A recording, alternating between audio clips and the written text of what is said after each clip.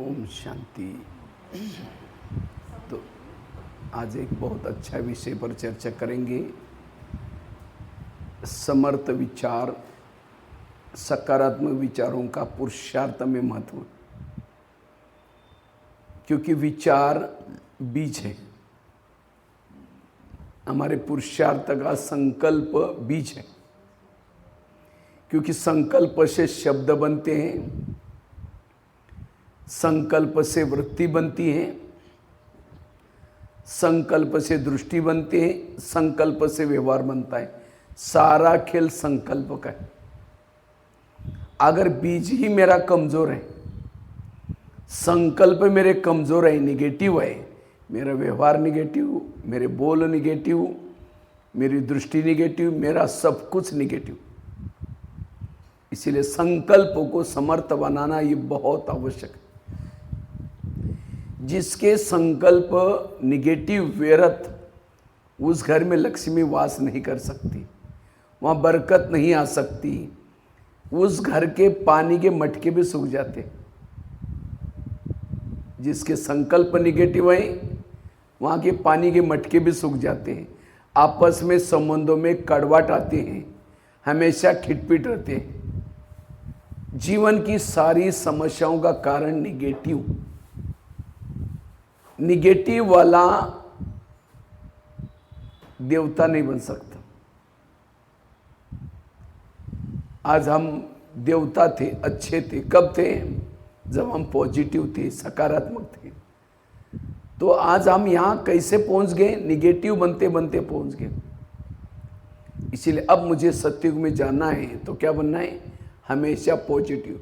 Positive वाला सुखी है, निगेटिव वाला दुखी। दुख और सुख की सिंपल सी परिभाषा। अगर आप दुखी हैं कोई बात के, इसका मतलब आप निगेटिव बने हो। दोष कुछ भी हो, कैसा भी हो, लेकिन हमें पॉजिटिव बनना है। पॉजिटिव वाला रेत में भी पानी निकाल सकता है, असंभव बातों को भी संभव कर सकता है। पॉजिटिव वाला हर व्यक्ति के साथ हर परिस्थिति में एडजस्ट करके चलता है। पॉजिटिव वालों के इर्द गिर्द में गुण और शक्तियां रहती हैं, और निगेटिव वाला जो है उसके इर्द गिर्द में आसुरी अवगुण और आसुरी शक्तियां होगी। ईर्ष्या होगी, घृणा होगी, नफरत होगी, क्योंकि निगेटिव है। निगेटिव सोचने से रात को चैन की नींद नहीं आती। जिसकी सोच निगेटिव है उसको नींद नहीं आएगी। जिसने उसकी नींद फिटाई है उसके लिए नफरत आती है, घृणा आती है, कभी गुस्सा भी आता है। कभी कभी ऐसा व्यक्ति क्या करता है, किसी को मर्डर भी कर लेता है, कभी सुसाइड भी कर लेता है, कभी कभी कई लोग नशा भी करते हैं निगेटिव के कारण। इसीलिए पॉजिटिव बनो। हमें हर परिस्थिति में पॉजिटिव बनना है। पॉजिटिव वाला अपनी भ्रुकुटी आसन पर आत्मस्वरूप में टिक सकता है। पॉजिटिव वाला कर्म योगी बन सकता है। इतना ही नहीं, जो व्यक्ति निगेटिव है, बैठ करके योग में बैठा है, लाल लाइट चल रहा है, गीत बज रहा है, तो भी इसका योग नहीं है। लाल लाइट चल रहा है, शुरू करता है मैं आत्मा हूँ, शांत स्वरूप, फिर कहेगा मेरे को नहीं क्यों बोला, फिर कहेगा छोड़ो कोई बात नहीं मैं आत्मा हूँ, फिर कहेगा 15 दिन पहले भी तो बोला था। वो बार बार उसको क्यों बोला और क्या बोला वही याद आता। कहाँ योग लगेगा? ना उसका कर्म योग, ना बैठ करके योग, ना भ्रुकुटी आसन पर बैठ सकता है। वो भटकते हैं, उसके मन भटकता, बुद्धि भटकती है। इसीलिए पॉजिटिव बनो, सकारात्मक बनो। हर परिस्थिति में हमें सकारात्मक पॉजिटिव बनने की जरूरत है।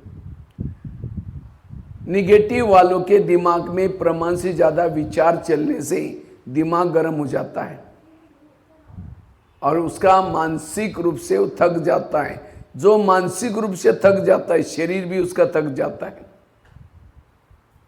इसलिए पॉजिटिव बनना। जो निगेटिव है, ज्यादा सोचने से, दिमाग गर्म होने से दिमाग में केमिकल उतरते हैं, शरीर की बीमारियां होती हैं। इसलिए कहते हैं ना, जिसका पांव गरम, पेट नरम, दिमाग ठंडा, उस घर में कोई डॉक्टर है उसको मार दो डंडा। पांव को गरम रखो, पेट को नरम रखो और दिमाग को ठंडा रखो। लेकिन आजकल उल्टा होता है, पाँव रहते हैं ठंडे और दिमाग रहता है गर्म, क्योंकि निगेटिव सोचने वालों का दिमाग गर्म रहता है। ये क्यों हुआ, मेरे साथ क्यों हुआ, ऐसे कैसे हुआ। जितना निगेटिव सोचेंगे दिमाग गर्म हो जाए, और दिमाग गर्म होने से दिमाग में केमिकल उतरते हैं, उससे बीमारी होती है। बीमारी शरीर की बीमारी क्यों, जिसका मन बीमार उसका तन बीमार। 70% समाज में जो आज बीमारी हो रहे हैं उसका कारण है निगेटिव सोच। आज किसी को पेट के संबंध की बीमारी होती है, ईर्ष्या वाले विचार चलाने वालों को पेट की बीमारी होती है। इसीलिए कहते हैं ना, तो मेरे को देख करके तुम्हारे पेट में जलन होता है क्या। आज किसी को दूर का कम दिखता है, दूसरे की बुराई को आंखें फाड़ फाड़ के देखता है। जो आंखें फाड़ता है, बड़ी बड़ी करता, आंखों की पुतली पल जाते हैं। आज किसी का ब्लड प्रेशर बढ़ता है, जो बीती हुई घटना को याद करता उसका बीपी हाई हो जाता है। इसलिए बीती हुई घटना को भूल जाओ। आज किसी को जॉइंट पेन होते हैं, मसल दर्द होते हैं, गुस्सा करने वालों को मसल दर्द, जॉइंट पेन हो जाते हैं। जब गुस्सा करता है व्यक्ति तो क्या होता है, प्रेशर कहाँ होता है, जॉइंट पर। आज किसी को अस्थमा होता है, दमा, कोई भी बातों को पेट में दबा कर रखेंगे, क्या हुआ, कुछ नहीं हुआ। अरे बताओ, नाराज है, नहीं नहीं कुछ नहीं हुआ, हुआ बहुत कुछ है, लेकिन दबा कर रखेंगे, दमे का प्रॉब्लम। आज किसी को दूर का कम दिखता है, दूसरे की बुराई को आंखें फाड़ फाड़ देके, तो सारी बीमारी का कारण है निगेटिविटी, जिसको आजकल दुनिया में कहते हैं टेंशन।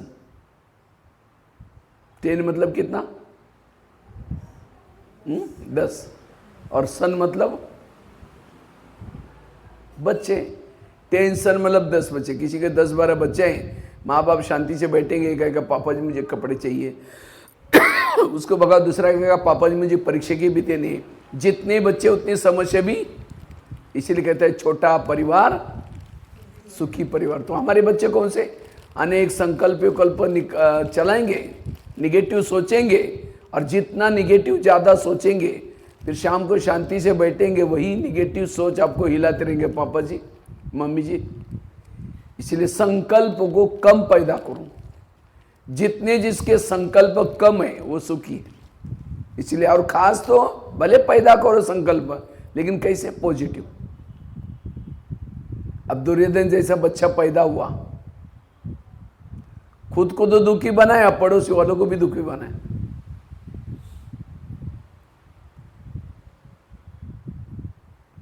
इसी तरह अगर मैंने संकल्प चला इसका तो सत्यानाश हो जाए। किसी ने मेरा बुरा किया और मैंने संकल्प क्या चला उसका तो सत्यानाश हो जाए। ये संकल्प जाएगा उसका तो सत्यानाश करेगा, वापिस घूम करके हमारा भी सत्यानाश ही होगा। इसीलिए किसी ने बुरा किया, क्या कहो, बाबा इसका कल्याण करना, पॉजिटिव लो। पॉजिटिव वालों का उसका भी भला, खुद का भी भला।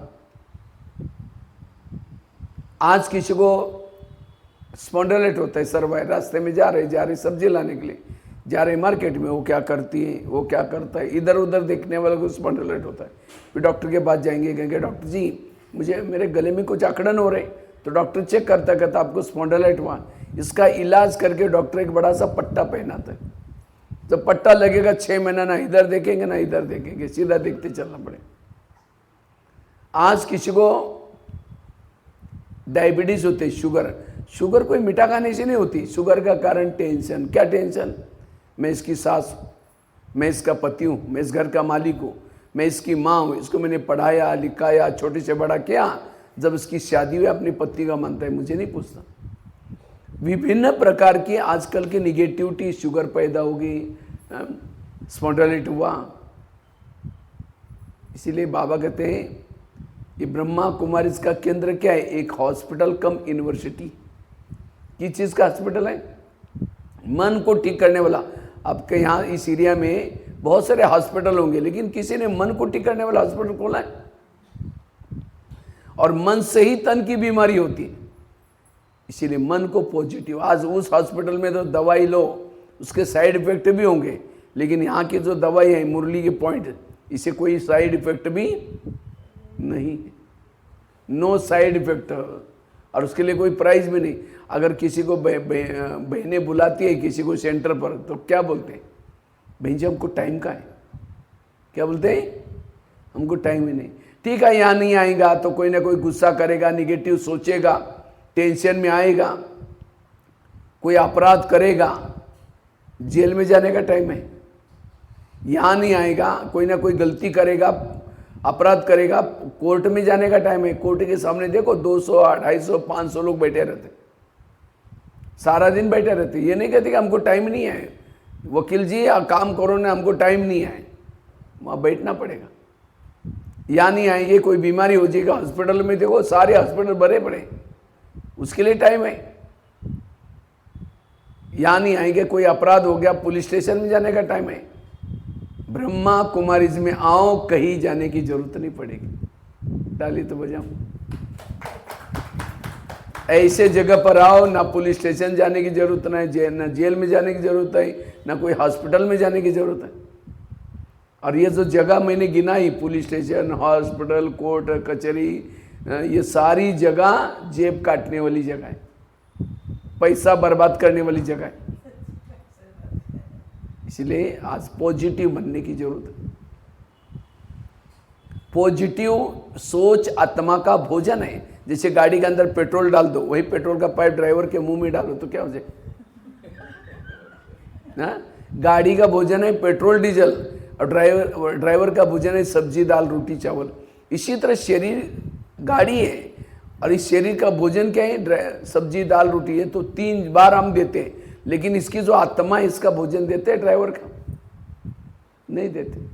अच्छा, कहीं देंगे भी तो क्या करेंगे, टीवी देखेंगे, अखबार पढ़ेंगे। अब किसी को ड्राइवर को सड़ा गला भोजन दो तो क्या हो जाएगा, और बीमार हो जाएगा। इसलिए रोज हमें पॉजिटिव विचारों का भोजन देना बहुत जरूरी है, और तब हमारा मन स्वस्थ रहेगा। और जिसका मन स्वस्थ उसका तन भी स्वस्थ है। इसलिए पॉजिटिव बनना। तो मैं खुद निगेटिव या पॉजिटिव, आपकी परख क्या है। समझो सामने से कोई व्यक्ति आ रहा है, उसको देखते हैं रास्ता काट रहा है, उसका चेहरा देखना पसंद नहीं करते, आप निगेटिव है। कोई आपके पति के महिमा करता है, अरे तुम्हारा पति तो बड़ा अच्छा है, हाँ, तेरे को क्या पता है, तुमने दूर से देखा है, मैं तो 24 घंटा कई सालों से वहीं रहती हूँ, वो क्या है मैं जानती हूँ। पति की महिमा नहीं सुन रहे, निगेटिव है। कोई सास की महिमा करता है, अरे तुम्हारे सास तो देवी जैसे है, अरे वो क्या है बुढ़िया मैं जानती हूँ, निगेटिव है। अगर एक व्यक्ति के प्रति भी आप निगेटिव है, आपके दिल में भगवान नहीं रह सकता, बाबा नहीं बैठ सकता। इसलिए सारे मुरलियों का सार, सारे ज्ञान का सार है पॉजिटिव बनो। आजकल डॉक्टर के पास कोई भी पेशेंट जाता है, डॉक्टर क्या करता है, ज्यादा टेंशन में नहीं आओ, ज्यादा सोचे नहीं, उसके लिए कोई टैबलेट देता है। डॉक्टर आजकल ये भी कहता है कड़वी चीजें खाना पसंद करो, आपकी हेल्थ बहुत अच्छी हो जाएगी। तो आजकल लोग ज़्यादा करेले खाते हैं, करू नीम के पत्ते खाते हैं, मेथी के लड्डू खाते हैं। वो करेले मतलब वो कड़वी चीज़ें वो नहीं, जीवन में आने वाली कड़वी बातों को डाइजेस्ट करो, ये है करेले खाना। लेकिन आज के व्यक्ति को कड़वा व्यवहार, कड़वी बातें डाइजेस्ट नहीं होती, 10 जगह पर उल्टी करता रहता है, सुनाता रहता है, मेरे को इन्होंने ऐसा बोला, ये बोला, वो बोला। इसीलिए पॉजिटिव बनो। तो हम पॉजिटिव कैसे बने? आजकल डॉक्टर ये भी एक सलाह देते हैं हेल्थ अच्छा रखने के लिए, खुश रहो। लेकिन लोग खुश होने के लिए क्या करते हैं, लाफिंग क्लब में जाते हैं। आजकल लाफिंग क्लब हर शहरों में बने हुए हैं, और वहाँ जाकर के हाथ ऊपर करके हाँ हाँ हाँ हाँ करेंगे, खुश हो गए। घर में आते ही पत्नी का मुँह देखते ही चेहरा डाउन हो जाता है। इसलिए सदा हमारी खुशी कभी भी गायब ना हो जाए। तो हम पॉजिटिव बने कैसे, उसके लिए 5 बातें सुनाता हूँ। पॉजिटिव बनने के लिए सबसे पहली बात है कर्म गति को समझना। जो कर्म गति को समझता है कभी भी क्या क्यों नहीं करेगा। कई कहते हैं मैं इसके रास्ते में कभी गया नहीं, मैंने इसका बुरा कुछ किया नहीं, फिर भी ये व्यक्ति मेरे साथ ऐसा क्यों करता है। टाली कभी एक हाथ से नहीं बसती, टाली के लिए कितना चाहिए, 2 हाथ। अगर कोई व्यक्ति मेरे साथ उल्टा सुल्टा करता है, इसका मतलब मैंने भी कभी उसके साथ किया था। इस संसार की बहुत बड़ी सीक्रेट बातें आपके घर के आसपास के जितने लोग हैं, कोई आपको देने के लिए है, कोई आपसे, एक परिवार किस आधार से बना, वही पति क्यों मिला, वही सास क्यों मिली, वही पड़ोसनी क्यों मिली, क्योंकि पिछले जन्मों के हमारे उनके साथ कार्मिक अकाउंट है। उसी के आधार से बच्चा पैदा होता है, उसी के आधार से सास बहू बेटा सब कुछ होता है, और उसमें से कोई देने के लिए आता है, कोई हमारे से। और ये लेने देने का ज्ञान नहीं है, इसीलिए कभी कभी आप टेंशन पैदा होता है, निगेटिव सोच चलते हैं। समझो कोई सास है, बहू को तंग करे, परेशान करे, बहू को तनाव टेंशन आ रहा है।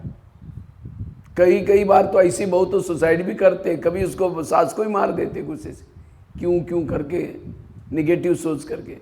आज सास और बहू का पिछला जन्म दिखाया जाए तो आज जो बहू है पिछले जन्म इसकी सास थी, और जो सास है वो कौन थी, बहू थी। इसीलिए कहते हैं ना, सास भी कभी बहू थी। और इसको इसका नॉलेज नहीं है, इसीलिए हम कहते हैं ये मेरे साथ क्यों करता है, ये मेरे साथ। इस संसार में जो कुछ हो रहा है, हर व्यक्ति के वर्तमान के मेरे प्रॉब्लम मेरे ही अतीत अर्थात पिछले जन्मों में बोए हुए कर्मों के परिणाम है। इसलिए कोई भी व्यक्ति दोषी नहीं है, अगर दोषी है तो मेरे ही गलत कर्म। इसलिए ये संसार एक कर्म क्षेत्र है, इसमें जो बोओगे वही काटना पड़ता है। अब बोए हैं बबूल के बीज और इंतजार करें इसको आम कब लगेंगे, बबूल को आम थोड़ी लगेंगे। मैंने किसी के साथ कड़वे व्यवहार किया और मैं तो उसके लिए इच्छा करता हूं कि मेरे साथ अच्छा करे, कैसे करे।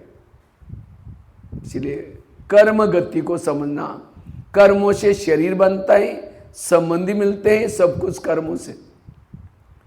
समझे किसी ने पिछले जन्म में हाथ से मर्डर किया, अगले जन्म में लूला बन जाता है। किसी ने मुख से गाली दी, अगले जन्म में गूंगा बन जाता है। आंखों से बुरे नजरों से देखा, अगले जन्म में अंधा बन जाता है। इसीलिए भजन है ना, किसके झोले में कांटे हैं तो किसके झोले में फूल। कोई कारण होगा रे, कोई कारण होगा, बांटने वाला एक है। कोई लूला बना, कोई लंगड़ा बना, कोई अंधा, क्योंकि कर्म। धृतराष्ट्र अंधा था, कृष्ण के पास जाता है, कहते भगवान मुझे सजा क्यों। तो कृष्ण हंसने लगा कि आपने गलत काम किया होगा। कहते नहीं, कई जन्म पीछे गए। एक जन्म में धृतराष्ट्र छोटा बच्चा था, एक पंछी को पकड़ा, एक सुई ली और पंछी की आंखें तोड़ी उस सुई से। और कृष्ण ने कहा इसी कर्मों का फल आज तुम्हारी आंखें अंधी। भीष्म पितामह बानों के शय पर पड़े थे। कृष्ण को कहता है भगवान मुझे सजा क्यों। तो कृष्ण ने कहा कोई आपने गलत कर्म किया होगा। कहता नहीं, कई जन्म पीछे गए। एक जन्म में भीष्म पितामह राजा थे, कई रास्ते में जा रहे थे, एक सांप रास्ता क्रॉस कर रहा था। उसको लगा सांप मरना जाए रथ के नीचे, तो रथ को रोका। उसके बाद तीर थे, सांप को उठाया, बाजू में फेंका। वो कहाँ गिर गया वो नहीं देखा। उनको तो अलग खुशी हुई कि मैंने, लेकिन जब सांप को फेंक दिया, ऊपर से जोर से गिरा। साइड पर खेती थी, बबूल के कांटों का बाढ़ लगाया था खेती को। तो सांप ऊपर से गिरा, कांटे चुभ गए, तड़प करके वही मरा। अनजान से कर्म हुआ तो भी इतनी बड़ी सजा भीष्म पितामह को बानों के शय पर देखा था। इसलिए आज हमारे जीवन में जो छोटी मोटी बातें आती हैं, मैंने भी कभी इसको सास बन करके तंग किया है, पति बन करके तंग किया है, राजा बन करके राजा ही से निकाल दिया है। तो इसलिए, और ये सभी का अंतिम जन्म है। इसके बाद हम कोई जन्म लेने वाले 63 जन्मों में जो मैंने कुछ किया है सारा मुझे खत्म करना है। इसीलिए बाबा कहते हैं इस कर्म गति को। किसी ने गाली भी दी, क्या समझो, अच्छा इनका भी बहुत दिन का बाकी था, पूरा हो गया, कोई संकल्प नहीं चलेंगे। अगर किसी का पति तंग करता है, समझे कि मैंने भी कभी पति बन करके तंग किया था, मेरा हिसाब क्या हो रहा है, चुक तो हो रहा है। इस अंतिम जन्म में हिसाब चुकत करने के 3 तरीके। एक है योग से चुकत करो, वो भी नहीं करेंगे। दूसरा है सहन करके चुकत करो। पति ने तंग किया, कुछ बोला, मैंने कुछ नहीं बोला, सहन किया उस बात को, किसी को सुनाए भी नहीं, भावना भी नहीं बिगाड़ी, मेरा उसका साथ हिसाब चुकत हो गया। सहन करने से भी चुकत होते हैं, वो भी नहीं करेंगे। तीसरा एक लास्ट का एक तरीका भी रखा है, वो क्या है, विनाश। ये विनाश क्या है, क्यों रखा है, क्योंकि हमने इस धरती पर आकर के जो भी गलत कर्म किया प्रकृति के साथ, लोगों के साथ, ये त्राही त्राही उस समय प्रकृति करेगी और उससे भी आत्माएं पावन बन जाते हैं। लेकिन प्रकृति के हिसाब किताब चुक्त करने से, विनाश के समय हिसाब चुक्त करने से वो आत्मा जीवन मुक्ति में चली जाती है, सत्य माना सत्युग त्रेता में नहीं आएंगी। यहाँ से मुक्त होकर के ऊपर घर में जाएगी, लेकिन सत्युग त्रेता में नहीं आएंगी। और जिन्होंने योग से हिसाब चुक्त किया वो जीवन मुक्ति में सत्युग त्रेता में आते, और जिन्होंने सहन करके हिसाब चुक्त किया वो जीवन मुक्ति में जाएगी, पद कम हो जाएगा। तो कौन सा अच्छा? योग से। हम योग तो इतना लगाते नहीं। अब मैं आया था, जब देखा 7 बजे तो भी कोई एक भी नहीं पहुंचा है। मैंने सोचा क्लास के, तो बहन जी कहते 7:15 बजे। मैंने सोचा ये योग कब करेंगे? बिना योग करके मुरली सुने, मुरली कोई काम की नहीं। ये कोई महाराज जी के सत्संग नहीं है, आए कथा सुन ली चल गए, कोई परिणाम नहीं होगा, कोई बदलाव ही नहीं आएगा। ना कर्मेंद्रिय पर कंट्रोल आएगा, ना कोई मन बुद्धि पर कंट्रोल आएगा, क्योंकि योग करके नहीं सुना है। जैसे खेती में धान बोएंगे, अनाज बोएंगे, अब सूखे खेती में डाल के आओ, कुछ उगेगा वो। इसी तरह ज्ञान का बीज भी दिमाग में डालना है। पहले आधा घंटा मेडिटेशन चाहिए, योग करने की आवश्यकता है। इसी सेंटर का वायुमंडल पावरफुल हो जाएगा। मुरली को अगर सीधा पढ़ो तो 15-20 मिनट में मुरली पूरी हो जाती। आज जरूरी है ज्ञान। योग में किसी का भी इंटरेस्ट नहीं है, इसीलिए योग जरूरी है। योग से ही विकर्म विनाश होंगे। रोज का बाबा तो चार्ट कहता है कितना, 5-6 घंटा चार्ट चाहिए, 4 घंटा तो कम से कम चाहिए। वो मुश्किल से आधा घंटा मिला है। अमृत वाला अच्छा योग, क्लास के पहले अच्छा योग। इसलिए कर्म गति को समझना। एक बहुत सुंदर घटना मैं सुनाने जा रहा हूँ। एक आगरा में एक पति पत्नी रहते थे, बहुत गरीब थे, झोपड़पट्टी में रहते थे। उनके पास एक मेहमान आया। वैसा वो मेहमान दिल्ली में खरीदारी करने के लिए आया था, लेकिन जब वो दिल्ली में आया था दुकान बंद थे। उसको लगता है बैठे बैठे मैं क्या करूँ, मैंने आगरा गया नहीं, देखा नहीं, चलो मैं आगरा घूम के आता हूँ। तो व्यापारी क्या करता, आगरा गया, सारा दिन घूम के देखा, लेकिन रात को सोने का प्रॉब्लम हो गया। जिस होटल में जाता था, जहाँ भी जाते थे, सब कहते होटल बुक है। अब उसको लगता रात को कहाँ सो जाऊँ, अगर बस स्टैंड पर सो जाओ बैग चोरी हो जाएगी, कहीं स्टेशन पर सो जाओ तो भी चोरी हो जाएगी। तो अचानक उसको याद आई मेरी गरीब पति पत्नी, चलो उनके पास जाता हूँ। रिक्शा करके गया। वो तो बड़े खुश हो गए, इतना बड़ा व्यापारी आया, खिलाया पिलाया, चाय पानी दिलाई। सोने से पहले उसने अपने बैग खोली, कपड़े चेंज करने थे। तो गरीब की पत्नी की नज़र बैग में गई, देखा इसके पास 50 के, 100 के, 500 के बहुत सारे बंडल है। उसको लगता है अगर 2-4 बंडल हमको मिल जाएं तो हमारी गरीबी क्या हो जाएगी, दूर हो जाएगी। रात भर नींद नहीं आई, 12-1 बजे बाहर गई, बड़ा सा एक पत्थर लाया। बैग तो सिरा नहीं थी, वो पत्थर सीधा उसके सिर में मार दी। उसका तो मर्डर हो गया। पति की नींद खुली। पति कहता ये क्या हो गया? कहता अब हमारी गरीबी दूर हो गई, कितना पैसा है? तो पति तो डर गया, मुर्दे का क्या होगा? कहते अब इसको रपा पकड़ लेंगे। तो रात को 2 बजे ही उन्होंने इस मुर्दे को बोरे में डाला। पीछे जमुना नदी थी, पानी से भर के जा रहे थे, उसके फेंक के वापिस आए। किसी ने नहीं देखा। जैसे घर में आए तो देखा खून ही खून लगा था। उनको लगा किसी को पता न चले, रातों रात खून के दाग भी मिटाए, लिपाई पुताई करके। उन्होंने खून के दाग तो मिटाए, लेकिन कर्मों में पड़े हुए दाग को कोई मिटा नहीं सकता। इसलिए भजन है ना, कर्म का लेका मिटे ने रे भाई, लाख करे कोई चतुर। उन्होंने उसी पैसे से एक प्लॉट लिया, एक छोटा सा मकान बनाया, दुकान खोला, गहने बनाए, गाड़ी खरीद की। उनकी गरीबी दूर हो गई। लेकिन उनको कोई बच्चे नहीं थे, दोनों ही पति पत्नी थे।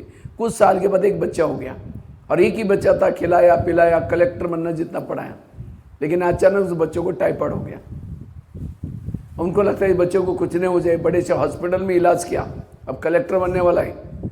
बहुत खर्चा हुआ उसके पीछे, बनाए थे गहने बेचे, बच्चे का इलाज किया, बच्चा ठीक नहीं हुआ। उन्होंने गाड़ी बेची, बच्चे का इलाज किया, बच्चा तो भी ठीक नहीं हुआ।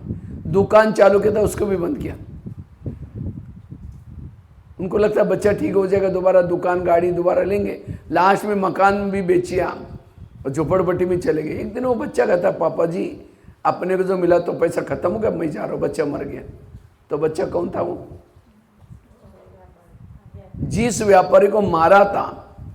आत्मा तो ना शस्त्र चिकटते ना आग में जलती है, वही आत्मा पैसा लेने के लिए बच्चे के रूप में आई थी। यह है कर्मों का डंडा, यह है ऊपर वाले का डंडा। कर्मों का डंडा लगता है, आवाज नहीं आता। तो ये मैंने आप लोगों के साथ शेयर क्यों किया? आज माँ बाप ने होटल नहीं देखा, पैसा पैसा इकट्ठा किया, लेकिन बच्चा कोई ऐसा पैदा हुआ है गलत संगत में जा रहे, नशा कर रहे, पैसा लुटा रहे, माँ बाप को इन सब बच्चे की हरकत देख करके टेंशन आ रहे, तनाव, टेंशन आ रहे। वो बच्चा कौन है? आपके पिछले जन्मों का हिसाब। टेंशन में आने से, उसकी मार पिटाई करने से, या बाप शराब पीता उसे क्या खत्म होगा? मैंने उसके साथ किया, मेरा सुख तो होगा। इसलिए विपरीत परिस्थिति में भी पॉजिटिव बनो, और उसके लिए कर्म गति का ज्ञान चाहिए।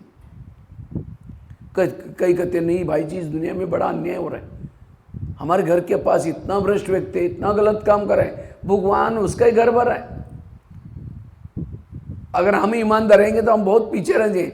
आज वो भ्रष्ट है, गलत काम कर रहे हैं, तो भी उसका घर भर रहे हैं। घर उसके पिछले जन्मों के अच्छे कर्मों के कारण भर रहा है।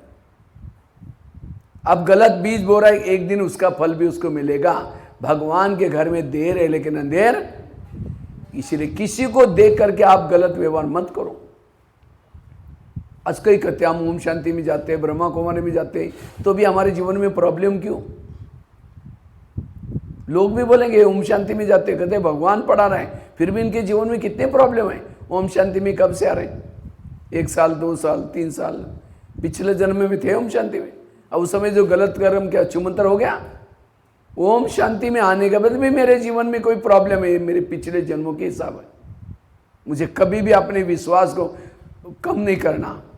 अब बच्चों को फोड़ा भी आया, हमें लगता बाबा मदद ही नहीं कर रहा। अरे भाई, उसके कर्मों के हिसाब है, उनका अपना कर्म भोग है, उसको देख करके बाबा क्या करेगा उसके लिए? कर्मों ने ब्रह्मा को नहीं छोड़ा, दादियों को नहीं छोड़ा। आप कौन से पेड़ के पत्ते हैं? ब्रह्मा बाबा को खांसी आती थी, तो ब्रह्मा बाबा शिव बाबा को कहते थे, बाबा मेरी थोड़ी खांसी ठीक करो, कम करो। तो शिव बाबा क्या बोलता था, ऐसा है मैं पतितों को पावन बनाने के लिए आया हूँ, तुम्हारी खांसी ठीक करने के लिए नहीं आया। खांसी तुम्हारे कर्मों का हिसाब है, तुम ही हाँ, मैं तुम्हारे घर में रहता हूँ, अलग से मैं कुछ दूंगा, बाकी खांसी तुम्हारे कर्मों का। इसलिए इतना हमारा बाबा के ऊपर विश्वास चाहिए। ये तो थोड़ा कुछ हो जाता हम कहते हैं बाबा मदद ही नहीं कर रहा है। इस कर्म गति को समझो। घर के सबके हिसाब किताब अपने हैं, और जो इस हिसाब किताब को समझता है कभी भी इसके निगेटिव विचार नहीं चलेंगे।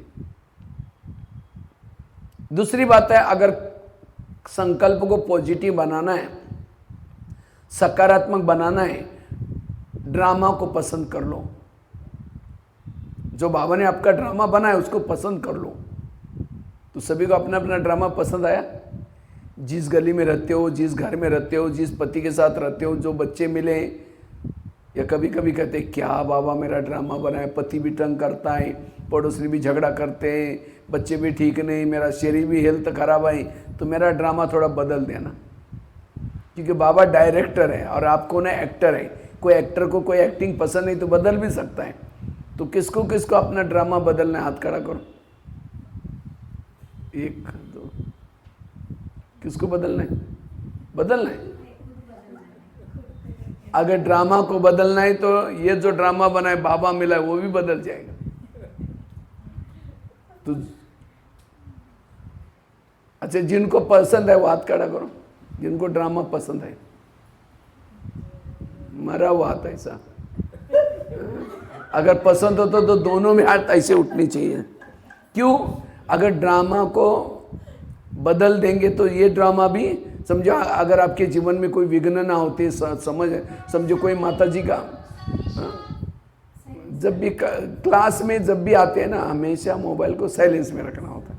ये भी एक मैनर्स होता है। देवता बनने वाली यूनिवर्सिटी में पढ़ रहे हैं, जब भी यहाँ आते ही क्योंकि कौन से हम नौकरी कर रहे, कौन से हमारे प्रधानमंत्री बने जो हमारे इतने कॉल आते, जब भी आते हैं साइलेंस में मोबाइल, ताकि दूसरे का भी ध्यान रहे, हमारा भी ध्यान रहे। तो मैं आपको बता रहा था, कर्म गति को समझना बहुत जरूरी है। और उसके लिए ड्रामा को पसंद करो। मुझे लगता है लास्ट में बाबा की जो मुरलियाँ चली, कौन सी मुरलियाँ चली? वाह ड्रामा, वाह वाह बाबा वाह। गुलजार दादी के तन में बाबा आते थे, मुरलियाँ चलाते थे। तो कई भाई बहन कहते थे आजकल बाबा इसी मुरली क्यों चला रहे, वाह ड्रामा, वाह वाह वाह, एक एक मुरली में 40-50 बार वाह वाह ही शब्द आता था। टोटल ज्ञान का सारा हुआ वहां। कोई गाली भी दे क्या बोलेंगे, वाह ड्रामा, बोलो आवाज तो करो, वाह ड्रामा। कोई झगड़ा करे आपके साथ क्या बोलेंगे, आवाज ही नहीं आ रही, वाह ड्रामा वाह। कोई निंदा करे आपकी क्या बोलेंगे, वाह ड्रामा। अगर कोई माता जी का पति शराब पी करके पिटाई करे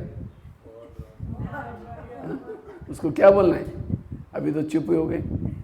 आप कहेंगे भाई जी वो उसका पति शराब पी करके पिटाई करे, वाह वाह कैसे निकलेगा, तो भी उसको वाह वाह क्यों, उसके लिए तो पति बहुत मिले ना, सतयुग में भी मिला था, त्रेता में भी मिला था, द्वापर में।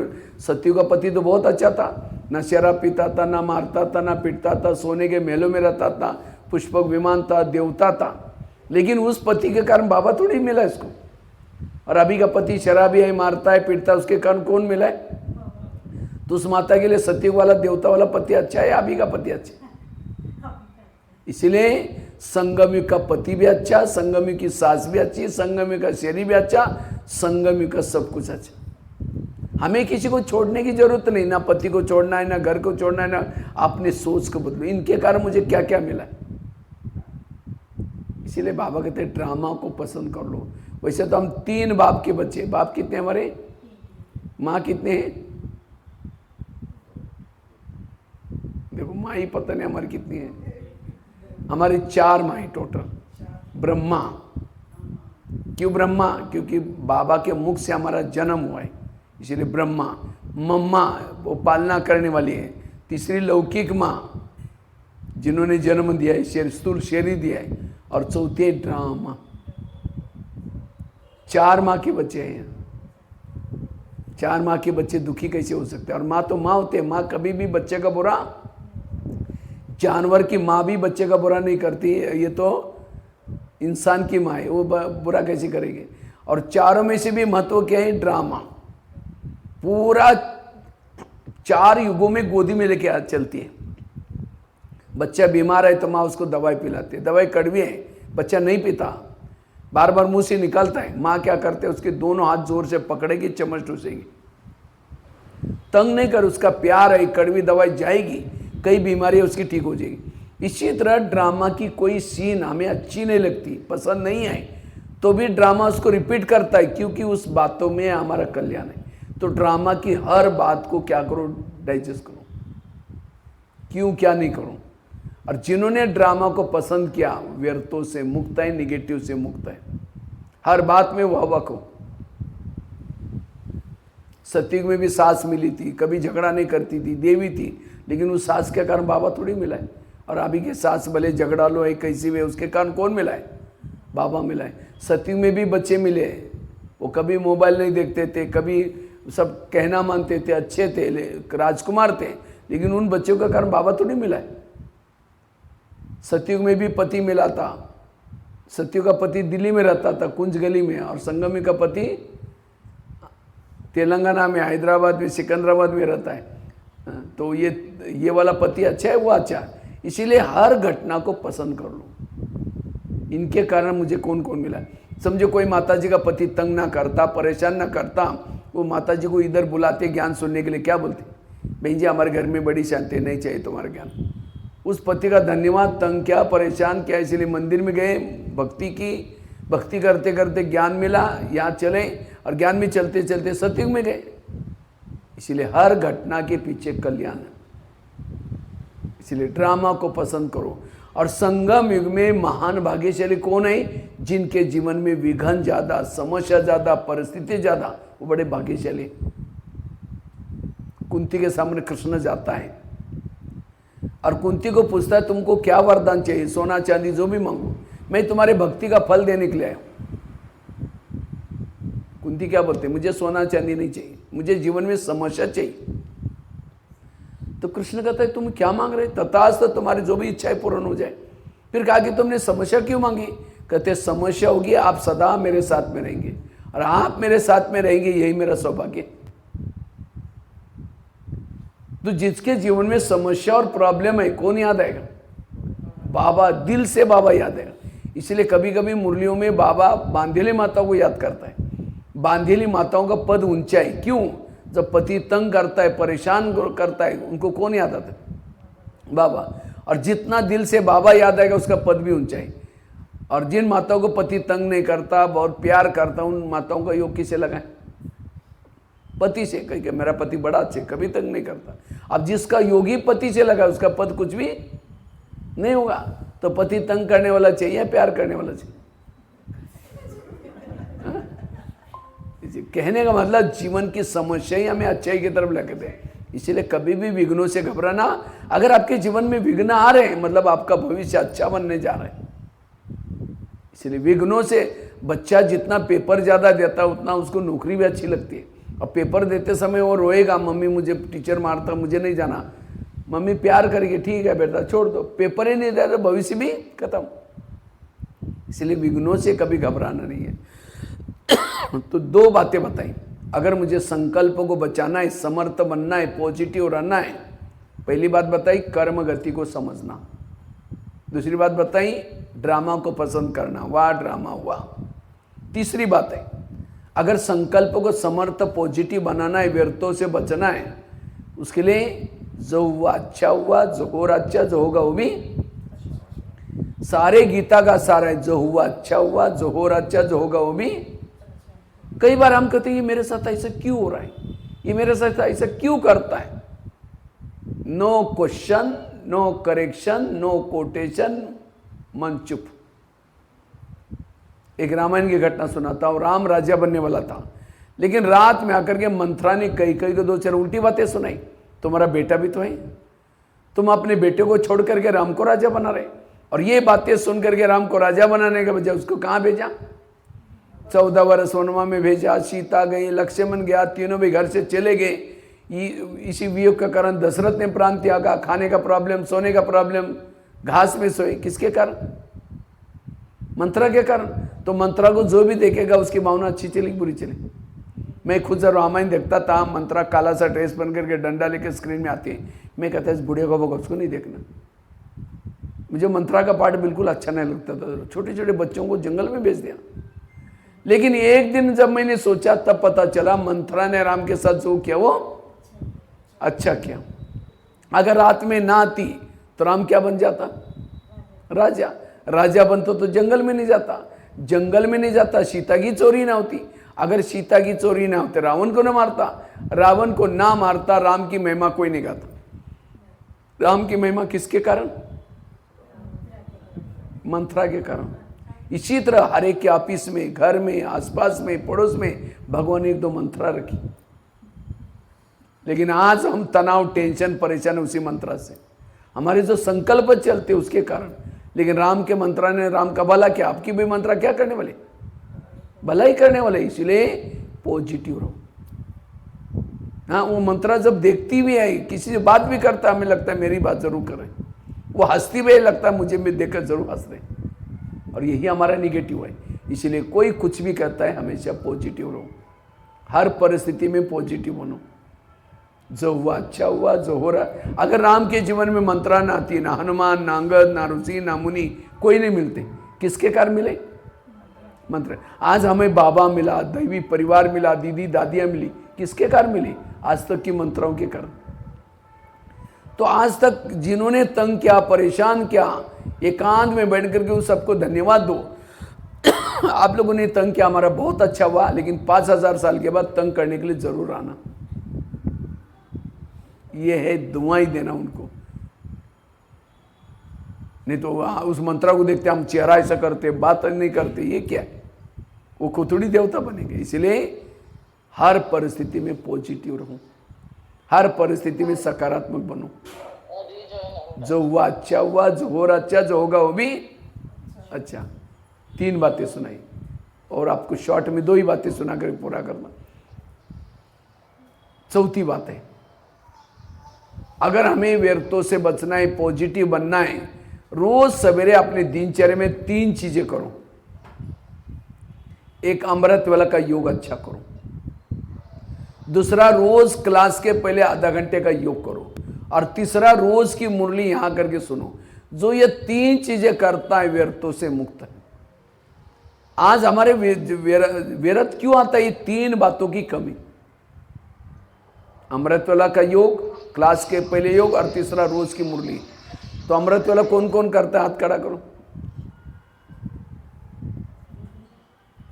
अच्छा, करते हैं, लेकिन अमृतवेला का चुपचाप आपका कोई वीडियो बनाया जाए, आपको पता भी नहीं चला कि आपका किसी ने वीडियो बनाया, और उसी वीडियो को आपको सवेरे 10 बजे दिखाया जाए, ये सवेरे के आपके योग का वीडियो अमृतवेला का, कह के मेरा है, मैंने ऐसा किया था। दीवार के सारे बैठे, मुंह खुला के बंद है। 2 बार मच्छर अंदर भी गया और बाहर भी गया, पता भी नहीं चला। अगर ऐसा योग करेंगे तो स्थिति कैसे अच्छी बनेगी। इसीलिए अमृतवेला आंखें खोल करके बैठो, आंखें खोल करके बैठो। केवल उठना पर्याप्त नहीं, लेकिन आंखें खोल करके बैठना भी जरूरी। और साथ में कोई मेहमान को घर में बोला, मेहमान बहुत बड़ा है, लेकिन आपके साथ स्नेह प्यार है, इसलिए 10 काम छोड़ के आया, लेकिन जैसा घर में आया, आने से पहले कुंडी लगा करके दरवाजे बंद करके सो जाओ। वो बेल बजा रहे, घंटी बजा रहे, दरवाजे नहीं खोलो, उनको कैसे लगेगा ये कैसे लोग हैं, इन्होंने मुझे बुलाया, इनके काम है, मैं 10 काम छोड़ के आया, वो चला जाएगा। फिर फोन करो, क्या बात आप आए नहीं? कहेगा मैं आया था, बेल बजाई थी, घंटी बजाई थी, आपने दरवाजा नहीं खोला, इसलिए मैं चला गया। नहीं जरूरी काम है, आप आ जाओ। फिर वापिस आया, फिर कुंडी बंद करके फिर फोन करो, कहेगा कभी नहीं आऊँगा। इसी तरह अमृतवेला उठेंगे, बाबा को निमंत्रण देंगे, मीठे बाबा, प्यारे बाबा, आ जाओ, हम आपसे बातें करनी है, बातें करनी है, करनी है, करनी।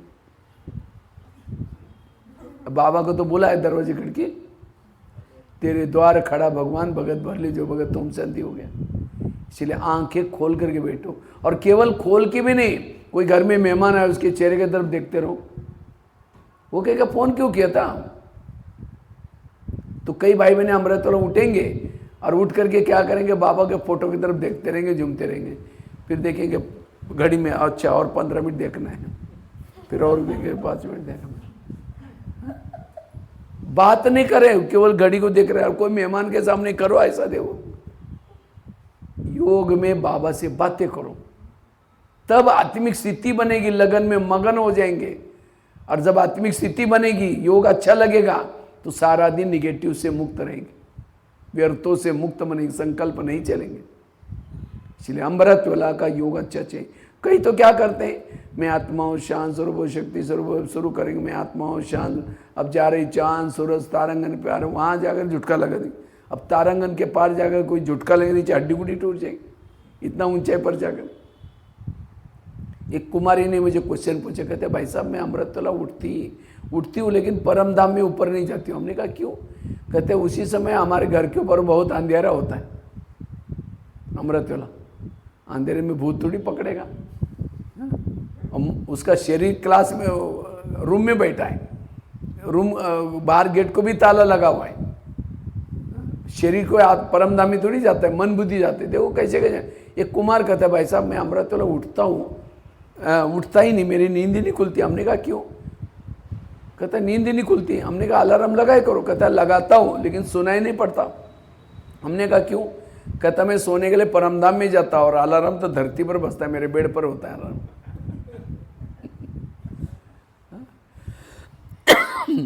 देखो कैसे कैसे क्वेश्चन पूछते हैं। बाबा कहते हैं मैं रोज तुम्हारे घर में आता हूँ। बाबा आपके घर में आता है, आपको दिखाई पड़ता है? आपके घर में बाबा अमृतवेला आता है, दिखता है आप लोगों को? बाबा को देखने के लिए होश में बैठने की जरूरत है। कोई शराब पी करके शराबी गटर में गिरा है और कोई जाकर के उसको कहे 10 रुपये ले लो, घर में जाकर सो जाओ, क्या बोलता है? मैं राजा हूं, मुझे कुछ नहीं चाहिए। गटर में गिरा है, लेकिन क्या समझता है? क्योंकि नशे में है। इसी तरह अमृतवेला बाबा वरदानों का झोला लेके आता है हर एक के घर में, हर एक के घर में आता है सेकंड के लिए, लेकिन हम ऐसे झूम रहे हैं, कुछ नहीं चाहिए मैं राजा हूं। बाबा पूछते बच्चे कुछ चाहिए, लेकिन हम ऐसे कई तो दिन में झूमते हैं, थोड़ा योग बैठ गया तुरंत झुटका लगाना शुरू कर लेते हैं। अब अमृतवेला पता नहीं क्या होता हूँ कभी। इसलिए अमृतवेला होश में बैठना। रात को ट्रेन जा रहे 2 बजे 1 बजे, उस समय चाय वाला चाय चाय करके झुटका लगा दे, उसको लगता है मुझे कितना रुपए मिलेगा, 50 रुपए मिलेगा चाय पी के तो। अब किसी के चेहरे पर मेकअप हो रहा है, झुटका लगा दे, यहाँ का मेकअप यहाँ पहुंच जाएगा। बाबा परमधाम से बताओ, अमृत वेला सारी दुनिया के लोग सोए हैं। उस समय सारी दुनिया सोई है, आपके घर के आसपास भी सोए हैं।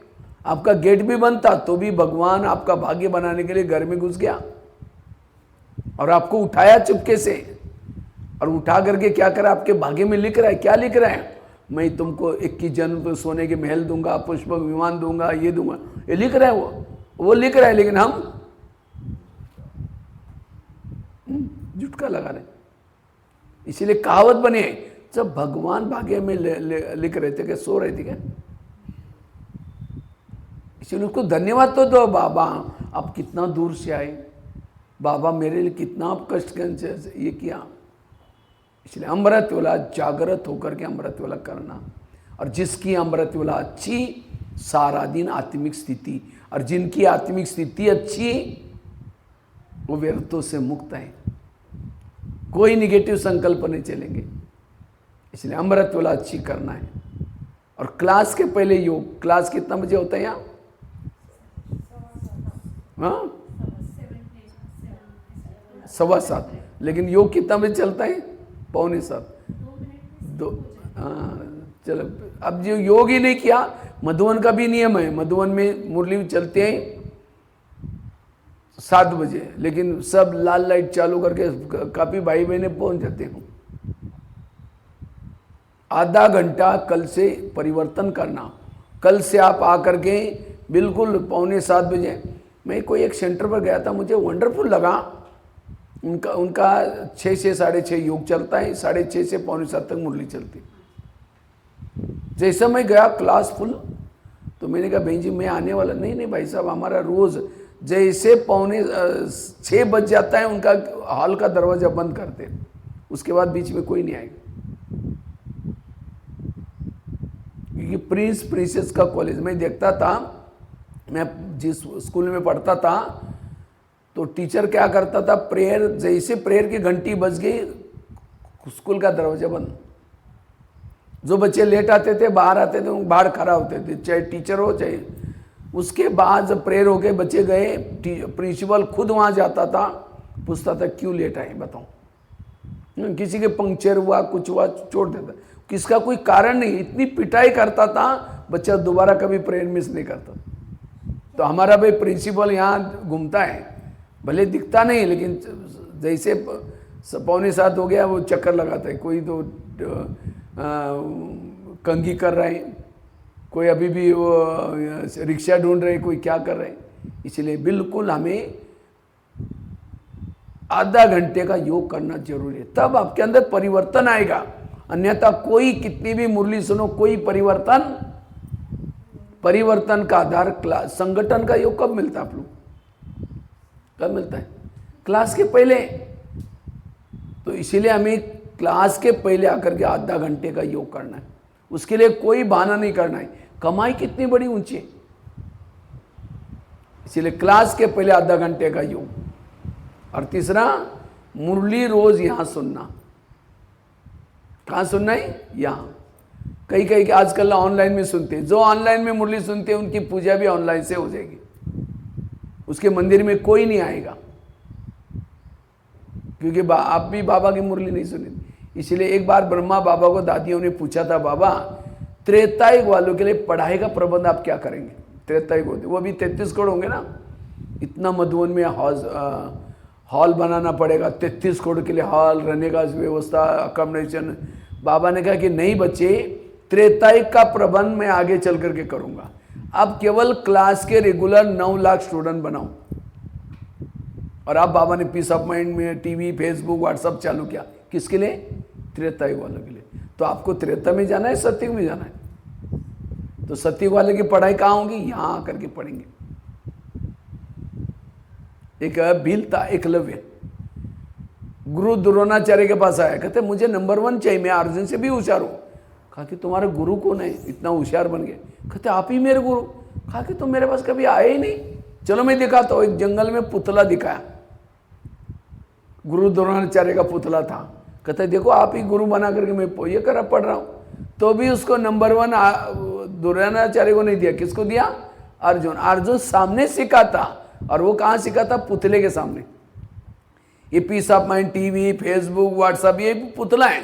उसमें बैठ करके शिवानी बहन के क्लासेस, महारथी के क्लासेस सुन करके, मुरली सुन के होशियार तो बनेंगे, नंबर 1 नहीं जाएंगे। नंबर 1 बनना है सेंटर पर आकर के मुरली सुन। ये 3 धारणा जिसकी पक्की है सवेरे सवेरे, जो अमृत वाला अच्छी करता है, क्लास के पहले योग करता है, मुरली अच्छी तरह यहां करके सुनता है, वो व्यर्थों से मुक्त है, उसको कभी भी निगेटिव नहीं, क्योंकि इन 3 चीजों से आत्मिक स्थिति बन जाती। इसलिए हमें 3 चीजें पक्की करनी। अब क्लास के पहले योग ही नहीं करेंगे, अच्छा आएंगे भी 2 मिनट, वो भी योग कैसे करेंगे? समझो कोई माता योग लगाने के लिए आ रहे हैं, आते आते रास्ते में देखेंगे और बहुत अच्छा सब्जी वाला जा रहे हैं, चलो आज शाम को इसकी सब्जी बनाते हैं। पहले सोचेंगे मुरली सुन गए, जाते समय लेके जाएंगे, यहाँ करके बैठे, लाल लाइट चल रहा है, गीत बज रहा है, शुरू करके मैं आत्मा हूँ, शांत स्वरूप हूँ। फिर सोचा झोला तो लाए नहीं, थैला तो लाए नहीं, सब्जी कैसे लेके जाए? फिर कहेंगे ठीक है मैं आत्मा हूँ, शांत स्वरूप हूँ। फिर सोचेंगे गैस के ऊपर जो दूध रखा था शायद मैंने बंद किया या ऐसे चल रहा है, चलो कोई पूछा देगा, मैं आत्मा हूँ, शांत स्वरूप।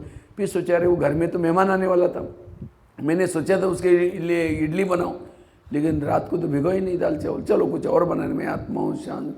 लाल लाइट की सफ़ेद लाइट योग का टाइम। अब कैसे आत्मिक स्थिति बनेगी? वो माताओं की बातें, भाइयों का अलग कुछ। समझो कोई बिजनेस वाला है, दुकान वाला है, शुरू करता है मैं आत्मा हूँ, शांत स्वरूप। फिर कहेंगे कल जो उधार लेके गया था उसको मैंने डायरी में नोट किया या नहीं किया, चलो बाद में देखते, मैं आत्मा हूँ, शांत स्वरूप। फिर सोचा कुछ होलसेल सामान मंगाना था, उसको फ़ोन करना था, बैठे योग में, लेकिन कहाँ ध्यान लगा। इसलिए आज हमारी निरंतर आत्मिक स्थिति क्यों नहीं है? क्योंकि हम योग ठीक नहीं करते।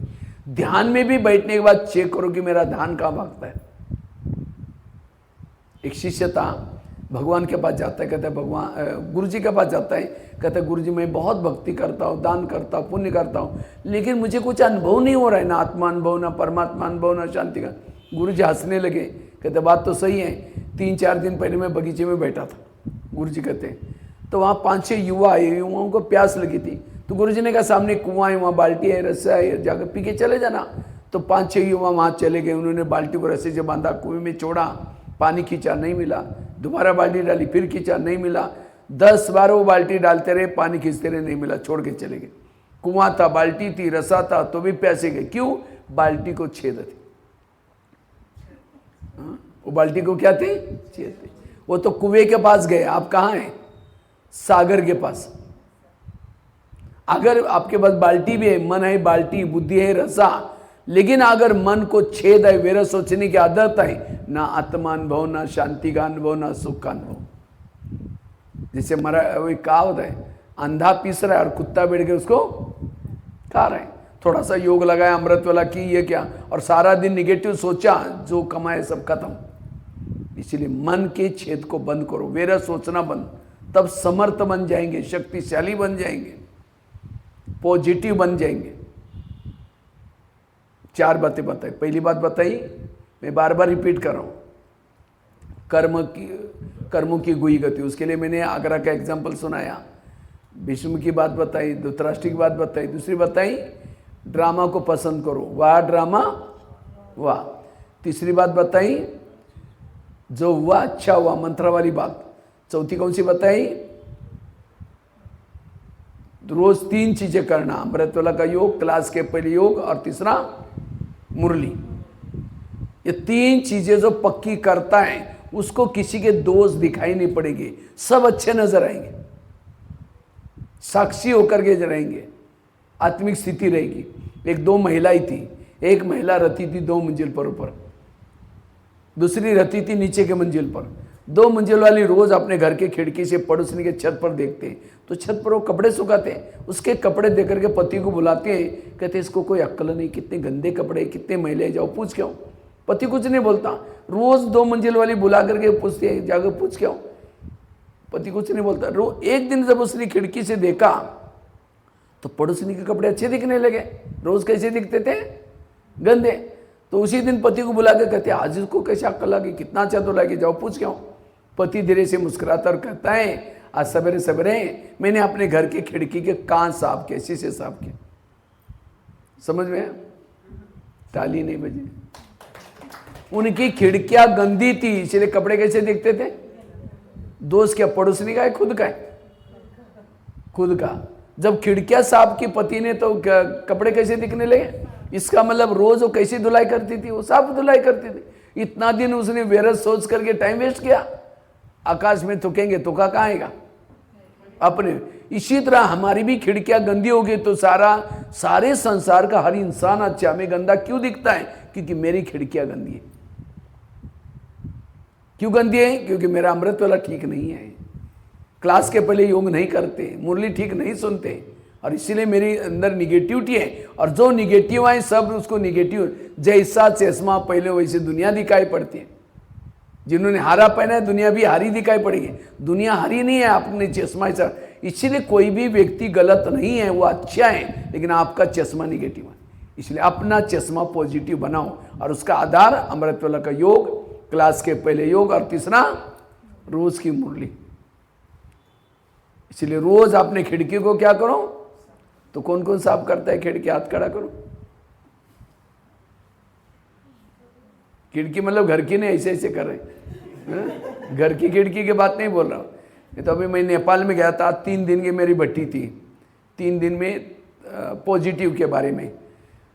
तो दूसरे दिन 2-4 माता आई नहीं, तीसरी दिन आई, मैंने खिड़की वाली बात सुनाई, तो पहले दिन ही सुनाई, दूसरे दिन 2-3 माता आई नहीं, तीसरे दिन आई। तो बहनों ने कहा कल कितनी अच्छी क्लास थी, तुम लोग क्यों नहीं आए? कहा कि परसों भैया ने कहा ना खिड़कियां साफ करो, कल हम सारा दिन खिड़कियां साफ करने में लगे थे। मैंने कोई घर की खिड़की नहीं बोली थी। कभी कभी हम ज्ञान को भी क्या करते हैं, उल्टा कर लेते हैं, समझ में नहीं आता। भक्ति कोई गलत नहीं, भक्ति बहुत अच्छी है, भक्ति को लोगों ने उल्टा किया है। कहते हैं उपवास करने से भगवान प्रसन्न हो जाता है। उपवास मतलब नजदीक वास बना रहना, लेकिन लोगों ने पेट का उपवास किया। बलि चढ़ा तो भगवान प्रसन्न हो जाता है। कौन सी बलि? मैं की बलि, लेकिन लोगों ने मैं करने वाली बकरी की बलि चढ़ा दी। आपने मैं तो छोड़ा ही नहीं, बात को उल्टा किया। कहते हैं घर का त्याग करने से भगवान प्रसन्न हो जाता है। कौन सा घर? जिस शरीर में रहते शरीर के बांध को भूलना, लेकिन लोगों ने क्या किया? उस घर को छोड़ के जंगल में गए।